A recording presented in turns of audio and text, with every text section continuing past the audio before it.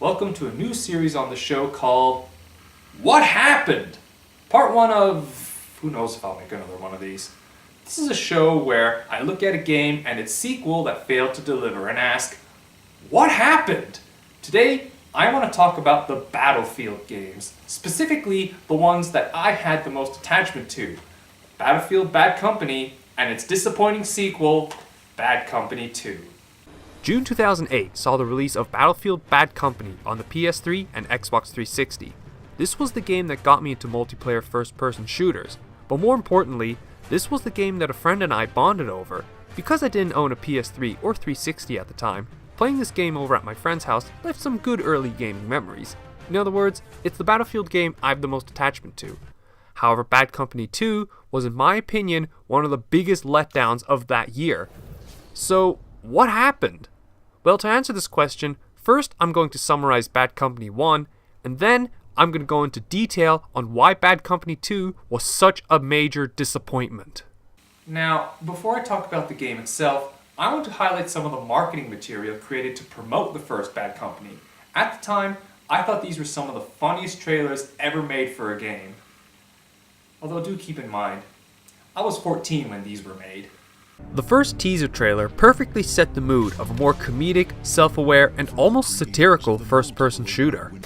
Can't you just stand still and Story of friendship, sacrifice, and personal growth as two brothers are torn Do we apart. look like brothers to you? Go, go, go, go, go! Turn around back, follow me! You want to call for a cab? Yes, Where the Sarge, hell I do you wanna think call we are? for a New York cab. City? I was thinking of calling the U.S. Army. But more importantly, this trailer showed off the game's main selling point, fully destructible environments. You just said we can blow up anything? Pretty much. Anything. Pretty much anything. Now that is great news. Oh, hey, Sarge, check this out. Number 1. And what comes after 1? 2 comes after 1. A story of one man's journey.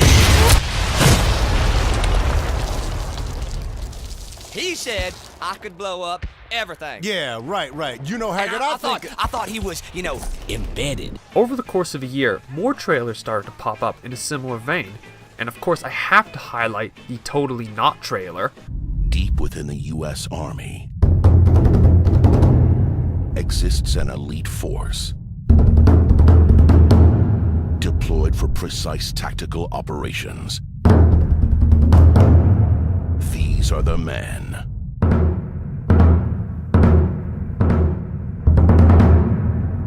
Who are totally not the guys I was just talking about. I know what I'm doing. This is a shortcut. You know what you're doing. You knew what you're doing. If I had a penny for every time you said that, I wouldn't be needing this gold. Aside from gameplay trailers and some behind-the-scenes stuff, the ones I remember the most are the character block trailers. Is it on? Can I start? Okay. Hey, little brother, it's me, Preston. Bet you didn't even recognize me with the uniform and everything. Just like Dad, right? Man, the Army sure ain't what it used to be. I applied for a transfer to B Company to get my tour cut short, not my life. But the things I've seen here, the way they treat us, like we're not worth nothing. We're a damn disposable asset, that's all we are. Hi, Mom. This is your favorite, whatever I am, to you. I'm coming live from the war in, what country am I in? I think I'm in Europe. Private Terrence Sweetwater of B Company, and I hope you'll consider my request for a transfer. I mean, I really don't know how I ended up in this company, or I do know, but I don't think I deserved it. And I don't think you've really thought it through. Finally, you have the spoof trailers that parody other games. These include mocking the Rainbow Six series. You reckon that the rainbow sprinkles are the way forward with the donut? Absolutely, because then you get the different textures between soft donuts. Could you do get your ass over here right now? Did you lose something, Sarge? You drop something, Sarge? This is supposed to be a stealth mission. Why? Making jabs at Metal Gear Solid. Guys, I'm sure I saw a guy with an eye patch hiding inside that barrel. What? No. Why would somebody hide in a barrel? See? Did you see that? Why would he do that? That's as stupid as hiding in a cardboard box. And an almost shot-for-shot parody of the Gears of War Mad World trailer. And I find it kind of funny. I find it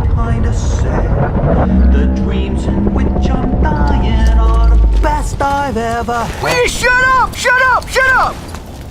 Sorry.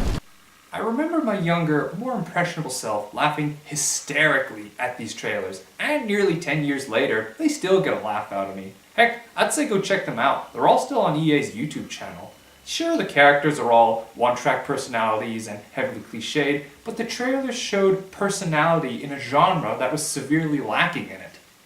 Well, that's about enough stalling. Let's do it to it. Let's talk about the game. As far as gameplay is concerned, it's your standard first-person shooter, and maybe it's because I'm not used to playing shooters on a console, but the controls do feel a little stiff. However, Bad Company's main selling points are twofold. The first being a sandbox-style level design where players can freely move around the map. You can commandeer vehicles such as armored cars, tanks, and even golf carts and explore the levels at your own pace. Levels range from forested areas, wide open fields and hills, to military outposts, and urban areas, with my favorite being the golf course. There are also two kinds of collectibles scattered throughout the map, a variety of collectible weapons, and hidden crates of gold. The second innovation is fully destructible environments. Well, almost fully destructible. Buildings can be destroyed up to 90% and still stay standing. But as far as I know, this is a first in the FPS genre. And of course, this game was made to showcase DICE's new Frostbite engine, and considering this game is nearly a decade old, it still looks and sounds alright. But now onto my main talking point, the game's single-player campaign and story. It starts out how every game should, introducing us to our main character and the modern-day F-Troop, B Company. Welcome to the 222nd Army Battalion, the B Company, where they rake together all the leftovers and troublemakers deemed expendable by the Army. They call it Bad Company, a mismatched bunch of rejects placed to serve our country as cannon fodder. My name is Preston Marlowe. Well, now you know where the pseudonym Marlowe comes from.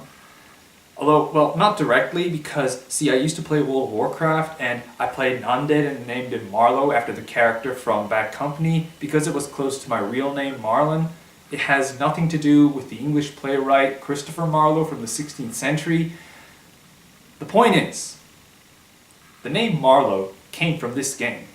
Then of course we have our three supporting characters, Sergeant Redford, Sweetwater, and Haggard. Haggard over here, he's a natural-born demolition expert. What?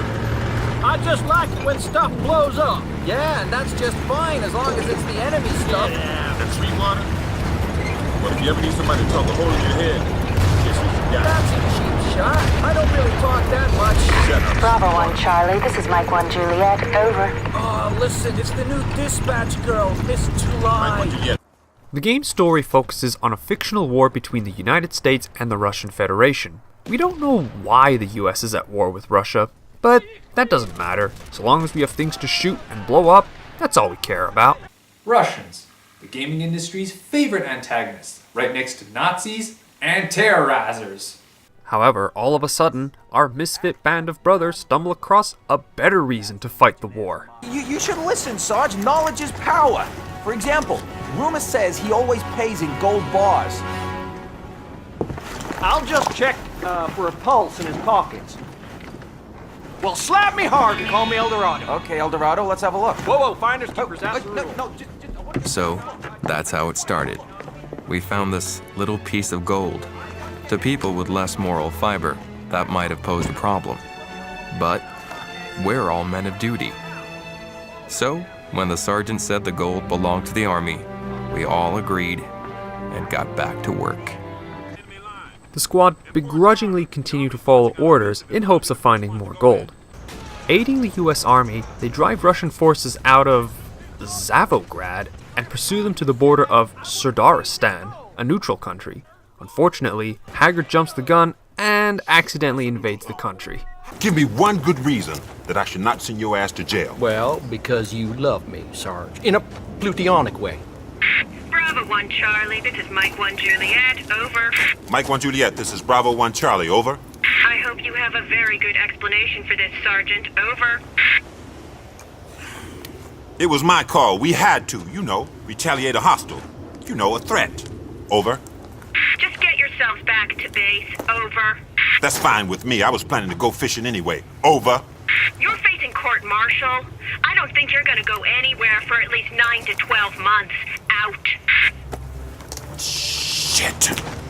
Not willing to turn themselves in, the squad go deeper into Sudaristan in search of gold, but their luck runs out as the US Army catches up to them. Lay down your arms or we will take you by force. Yeah? Says you and what army? What? I just always wanted to say that. Why? Sounds cool. Really shut him up. You shut up. Look around. That army. Say goodbye to the gold. So, I wonder what jail's gonna be like. I hear the food's pretty good. Yeah, I got a feeling the food is gonna be the least of my problems. Dropping the soap is what I'm worried about. I hate that. It's all mush in your hands. You can't grab it. Slips on You two just shut up. What I'm hoping to convey by summarizing the story and showing you the cutscenes is to show you how this game does not take itself too seriously. Remember this for later on, and brace yourselves, it's about to get even more ridiculous. As luck would have it, the army does not court-martial him straight away, but instead they send him back in on a secret mission.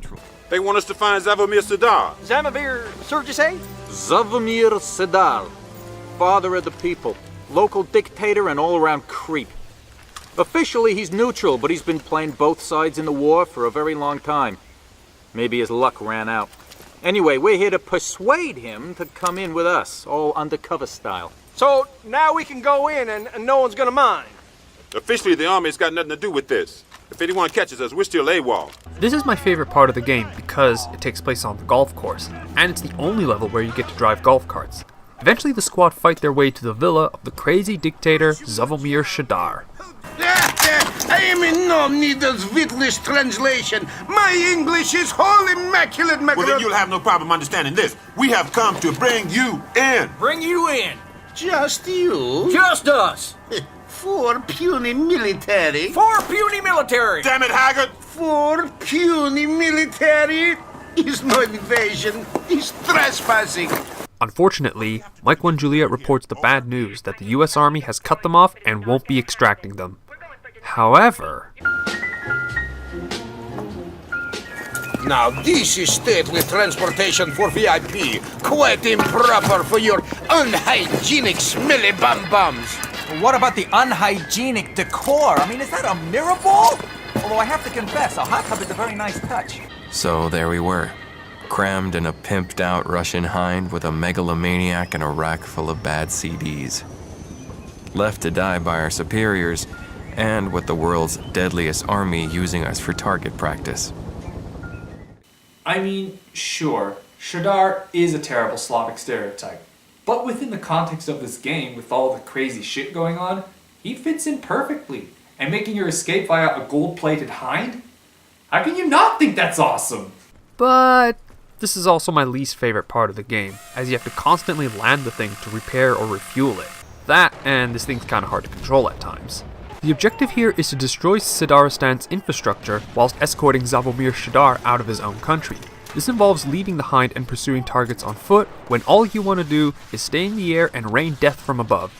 Well, no matter, because eventually the squad is shot out of the sky. You are talking about the gold of treacherous legionnaire. I know where it is. You know where it is?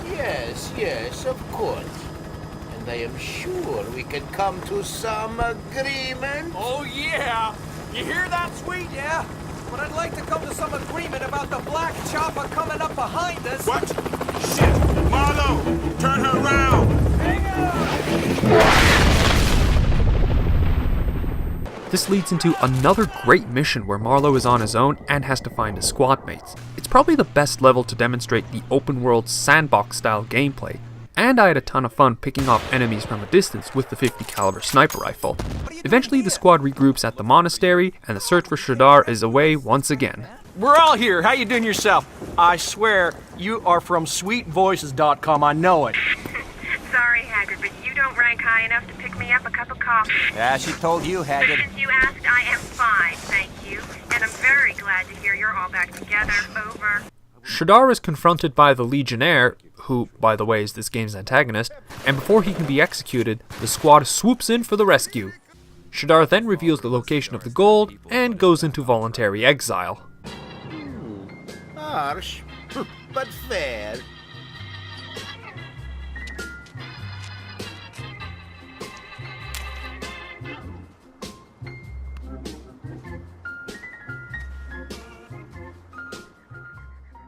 Now we've reached the finale of the game, a truly outrageous scenario.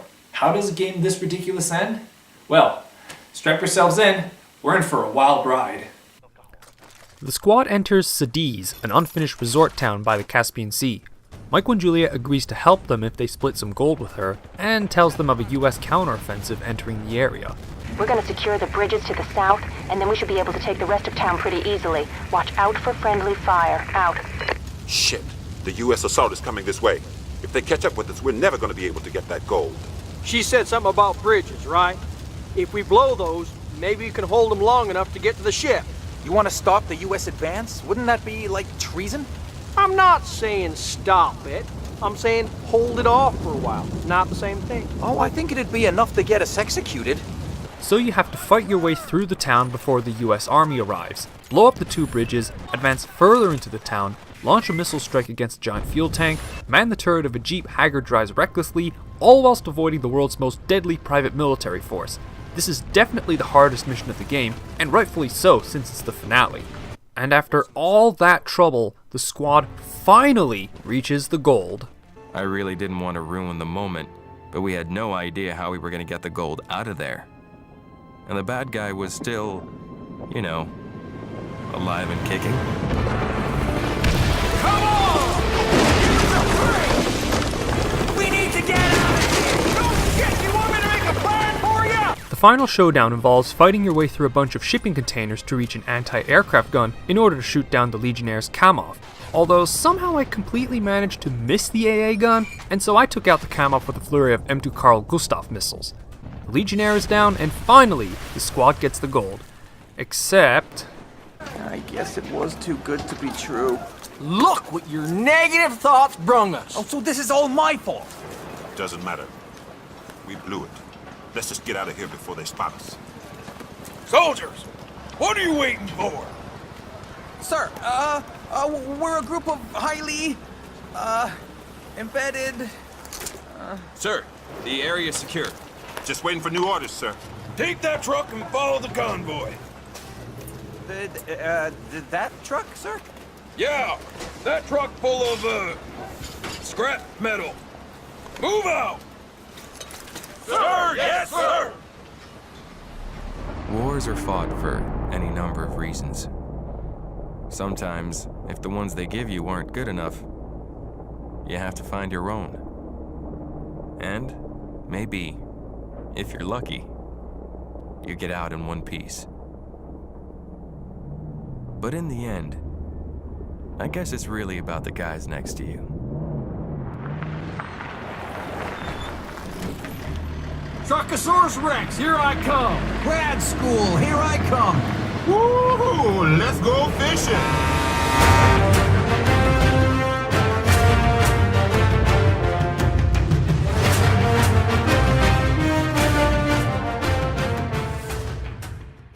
So I guess everyone lived happily ever after?